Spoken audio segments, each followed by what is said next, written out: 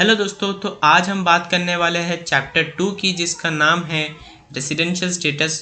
तो आइए देखते हैं क्या है इस चैप्टर में और क्या हमें करना है।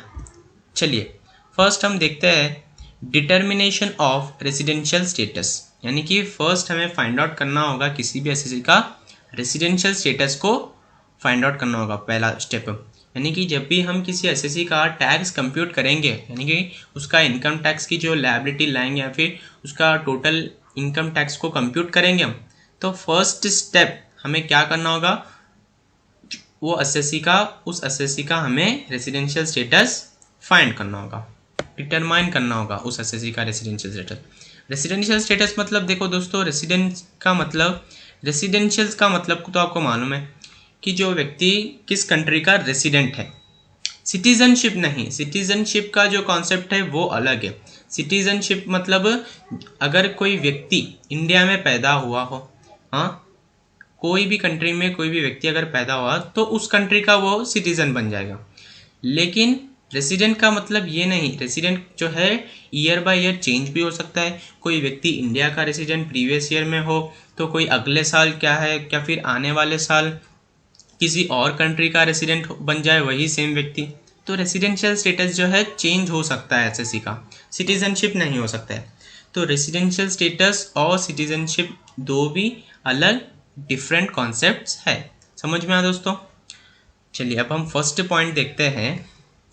The incidence of tax on an SSC depends upon his residential status under the act. तो जो टैक्स का इंसिडेंस है वो किस पे डिपेंड करता है? एक एसएससी का टैक्स का इंसिडेंट जो है वो उसके रेसिडेंशियल स्टेटस पे डिपेंड करता है। समझ में आया दोस्तों? ये वो बंदा जो एसएससी होगा उसका रेसिडेंशियल स्टेटस अगर इंडिया का हो, तब हम इंडिया के जो प्रोविजंस हो गए टैक्स कंप्यूट करने के, उसके अकॉर्डिंग हम उसकी टैक्स लायबिलिटी को फाइंड आउट करते हैं। अगर वो बंदा इंडिया का रेसिडेंट नहीं हो तो हम उसकी जो टैक्स लायबिलिटी है, तो हमारे जो इंडियन एक्ट यानी कि इंडिया का जो एक्ट है इनकम टैक्स एक्ट 1961, ये इनकम टैक्स एक्ट 1961 किसका है? इंडिया का है। तो हम उसके प्रोविजंस के अकॉर्डिंग हम इसकी जो टैक्स लायबिलिटी नहीं निकालेंगे, क्योंकि बंदा जो है ये वो एसएससी जो है रेसिडेंट ही नहीं है इंडिया का, किसी और कंट्री का रेसिडेंट है। तो उस कंट्री के हिसाब से क्या प्रोविजंस हो गए टैक्स के, उसके हिसाब से हम उसकी कंप्यूटेशन करते हैं टैक्स की। समझ में आया दोस्तों? सेकेंड पॉइंट देखते हैं। For the assessment first we have to find out the residential status of a person. इसमें भी एक है, फर्स्ट जब हम असेसमेंट ईयर में करते हैं तो पहले हमें रेसिडेंशियल स्टेटस फाइंड आउट करना है किसी भी पर्सन का, जिस पर्सन का हम टैक्स कंप्यूट कर रहे हैं। देखिए अब सेक्शन 6 में ये बताया गया है। सेक्शन 6 में क्या कहा गया है देखिए, provide the test to find out residential status of various person under this act which can be categorized as under। तो इसमें क्या कहा गया है कि अब रेसिडेंशियल स्टेटस तो हमें पहले फाइंड आउट करना है, ये बात तो हमें पता चल गया। लेकिन रेसिडेंशियल स्टेटस जो है कैसे फाइंड आउट करें, कि भाई रेसिडेंशियल स्टेटस जो है किसी भी पर्सन का कैसे फाइंड आउट करें? तो उसके लिए पहले कुछ कंडीशंस है वो हम बात करते हैं। लेकिन उससे पहले हम देखते हैं कि जो पर्सन्स है उनको हम कैटेगराइज करे हुए। देखिए पर्सन्स को हम कैटेगराइज्ड कर दिए, यानी कि डिवाइड कर दिए। देखिए पर्सन इनकम टैक्स एक्ट के अंदर पर्सन्स का मतलब क्या है आपको अच्छी तरीके से मालूम है, आप लोगों अगर बेसिक कॉन्सेप्ट देखे हो तो।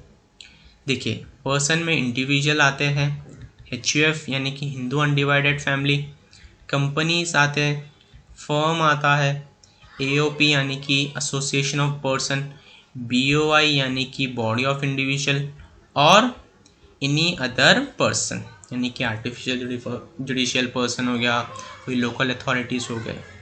तो इसमें पर्सन्स को हम जो है रेसिडेंशियल स्टेटस फाइंड आउट करने के लिए इन पर्सन्स को हम लोगों ने कैटेगराइज किया, यानी कि डिवाइड किया।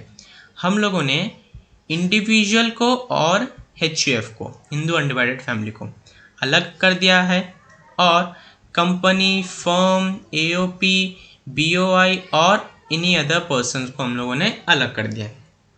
इसमें हमें क्या करना होगा, इंडिविजुअल और HUF में हमें क्या करना होगा, पहले तो हमें इन दोनों का रेसिडेंट है या फिर नॉन रेसिडेंट है। देखिए पहले तो हमें इनका रेसिडेंशियल स्टेटस फाइंड आउट करना होगा। अगर रेसिडेंट है तो हमें आगे बढ़ना है, अगर नॉन रेसिडेंट है तो यहीं तक छोड़ देना है, नॉन रेसिडेंट लिख देना है। फिर अगर रेसिडेंट है तो हमें और 2 स्टेप्स फाइंड आउट करना है कि रेसिडेंट है तो ऑर्डिनरली रेसिडेंट है या फिर नॉट ऑर्डिनरली रेसिडेंट है। ऑर्डिनरली का मतलब आमतौर पर रेसिडेंट है या नहीं, वो देखना है। समझ में आया दोस्तों। लेकिन कंपनी, फर्म, एओपी, बीओआई और एनी अदर पर्सन, इन सभी में हमें क्या देखना होगा, सिर्फ रेसिडेंट या तो नॉन रेसिडेंट। समझ में आया दोस्तों। चलिए अब देखते हैं general points to be kept in mind regarding residential status of a person. कुछ जनरल पॉइंट्स हमें देखना होगा जब हम फाइंड करते हैं residential status of a person. देखिए, residential status of a person is determined in respect of each previous year, यानी कि मैंने पहले ही बताया था कि एवरी प्रीवियस यानी कि हर साल रेसिडेंशियल स्टेटस जो है चेंज हो सकता है, वो एसएससी के ऊपर डिपेंड है। तो हमें जब भी हम हर साल असेसमेंट ईयर के जब हम असेस करेंगे यानी कि टैक्स कंप्यूट करेंगे किसी भी एसएससी का, तो पहले हमें हर साल जब भी हम करेंगे उसका टैक्स कंप्यूट, तो हमें फर्स्ट स्टेप हमें क्या करना होगा, रेसिडेंशियल स्टेटस करना होगा। और हर साल हम करेंगे टैक्स कंप्यूट तो हर साल हमें उसका फर्स्ट स्टेप पहले रेसिडेंशियल स्टेटस का डिटर्मिनेशन करना ही होगा। समझ में आया। तो पॉइंट भी यही बता रहा है कि residential status of a person is determined in respect of each previous year, यानी कि हर साल हमें उसका रेसिडेंशियल स्टेटस जो है चेक करना है, उसके बाद ही हमें टैक्स कंप्यूट करने के लिए आगे बढ़ना है। समझ में आया। A person can have only one residential status for A previous year, either he can not be resident for one source of income and non resident for another source. तो इस सेकेंड पॉइंट में क्या बताया गया है कि एक जो person can have only one residential, एक रेसिडेंशियल स्टेटस रहना है किसी भी प्रीवियस ईयर के लिए। Either he can not be A resident for one source of income and non resident for another source. इसका मतलब क्या है कि एक जो पर्सन है उसका रेसिडेंशियल स्टेटस एक ही होना चाहिए एक प्रीवियस ईयर में, किसी भी प्रीवियस ईयर में एक ही उसका रेसिडेंशियल स्टेटस होना है। ऐसा नहीं कि एक जगह से रेसिडेंशियल स्टेटस है और एक दूसरी जगह से नॉन रेसिडेंशियल स्टेटस है, ऐसा नहीं होना चाहिए। समझ में आया दोस्तों। Residential status is different from citizenship. A person shall have citizenship only in one country. इसका पॉइंट के बारे में मैंने आपको पहले बताया था कि रेसिडेंशियल स्टेटस और सिटीजनशिप इन दोनों के बीच में बहुत डिफरेंट है। और सिटीजनशिप क्या है, सिटीजनशिप हर एक व्यक्ति को एक ही रहती है और एक ही हमेशा तक रहती है। लेकिन रेसिडेंशियल स्टेटस क्या है, प्रीवियस ईयर चेंज भी हो सकती है, रेसिडेंशियल स्टेटस चेंज भी हो सकती है, डिपेंड ऑन असेसिंग। अब देखते हैं, a person can have same residential status in more than one country. एक पर्सन को जो है सेम रेसिडेंशियल स्टेटस रह सकता है मोर देन वन कंट्री, इसलिए लेकिन ऐसा नहीं रह सकता है कि एक जगह रेसिडेंट हो दूसरी जगह नॉन रेसिडेंट हो। सेम जगह क्या रह सकता है, रेसिडेंशियल स्टेटस हो सकता है। समझ में आया। अब देखते हैं determination of residential status of an individual, section 6। अब सेक्शन 6 के तहत हमें ये पता चलता है कि एक इंडिविजुअल का रेसिडेंशियल स्टेटस हमें कैसे डिटर्मिनेशन करना, यानी कि कैसे फाइंड आउट करना है। समझ में आया दोस्तों। देखिए, resident section 6 clause 1, section 6 clause 1 में हम देखते हैं, an individual is said to be resident in India if he satisfy any one of the following two basic conditions। तो इसमें होता क्या है, रेसिडेंशियल स्टेटस फाइंड आउट करने के लिए हमें ये देखना होता है कि ये जो कंडीशंस है, ये जो फर्स्ट कंडीशंस और ये देखिए मैं यहाँ पे लिख देता हूँ सेकेंड कंडीशन, ये जो फर्स्ट कंडीशन और ये सेकेंड कंडीशन है, इसमें से किसी एक कंडीशन को फाइंड आउट, इसमें से किसी एक कंडीशन को अगर सेटिस्फाई कर दिया है किसने, इंडिविजुअल ने, तो उसे हम मान लेंगे रेसिडेंट, इंडिया का रेसिडेंट। समझ में आया दोस्तों? अब वो क्या कंडीशंस है हम देखते हैं, चलिए। He is in India for a period of 182 days और more during the relevant previous year.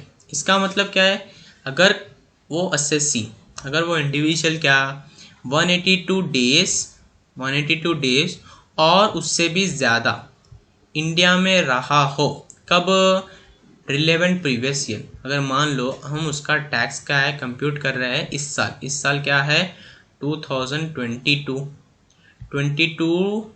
23, ये साल हम उसका जो है असेसमेंट कर रहे हैं, तो उसका जो प्रीवियस ईयर क्या होगा, प्रीवियस ईयर होगा भाई 2021 टू 2022, ये होगा ना प्रीवियस ईयर।